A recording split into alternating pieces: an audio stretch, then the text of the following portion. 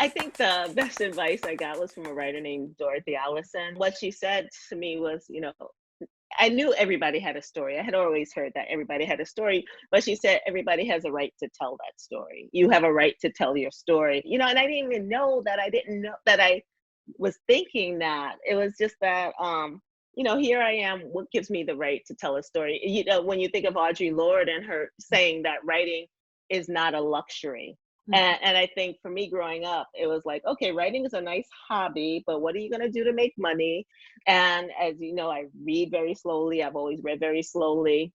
Um, and people were like, well, that seems unrealistic that, here you are, this slow reader and all of this, and you're trying to be a writer. That kind of makes no sense. And because of that, I was constantly, I think, non-verbally saying, well, I don't have a right to claim this. And her saying that really changed it for me, that, yeah, I was put in this universe to tell stories, to write books.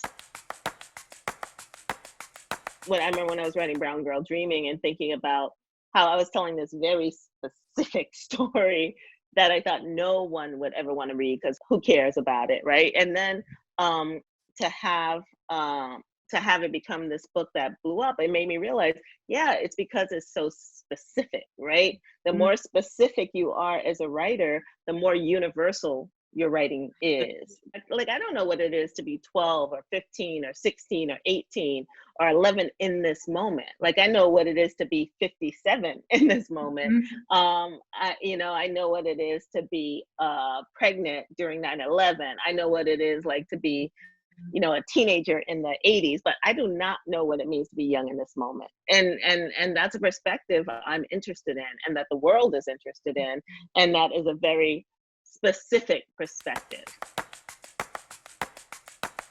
I've always written because I wanted to have books that when I was growing up, there weren't books, there was never a book called Brown Girl Dreaming. And, if you were lucky enough to find a brown girl in a book, she was going to be somebody's best friend, maybe, or the neighbor, or the maid's daughter, or something whack like that. And I think the first book that I ever read where it saw parts of me, and it was a book called Roll of Thunder, Hear My Cry by Mildred Taylor.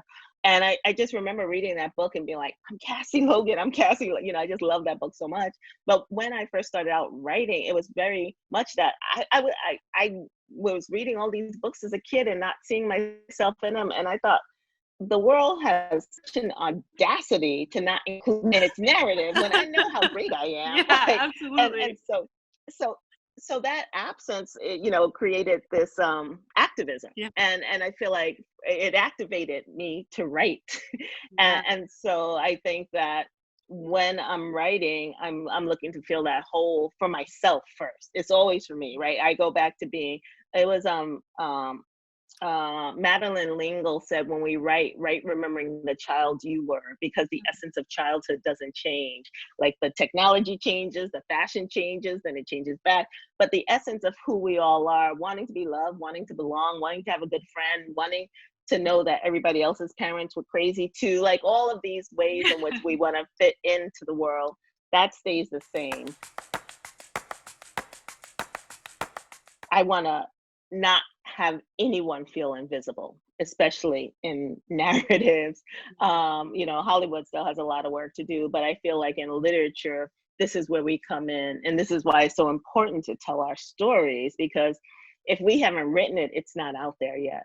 I think the thing to remember, even in the bleakest times, as cliched as it sounds, is that our words matter, that writing matters. These stories really, really matter. And even when you think of the period when we were enslaved and we didn't have a right to learn to read, we weren't allowed to learn to read and write. What we had is oral history.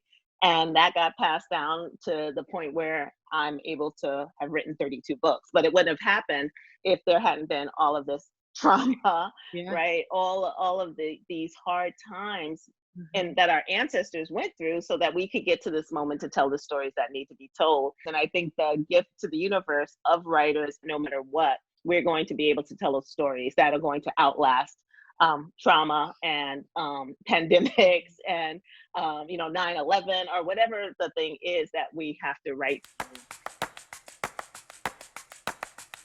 writing is a gift. If you're a writer, you're gifted. Like we are all here because we were put down on this planet to bring it poetry and story and song and enlightenment and joy.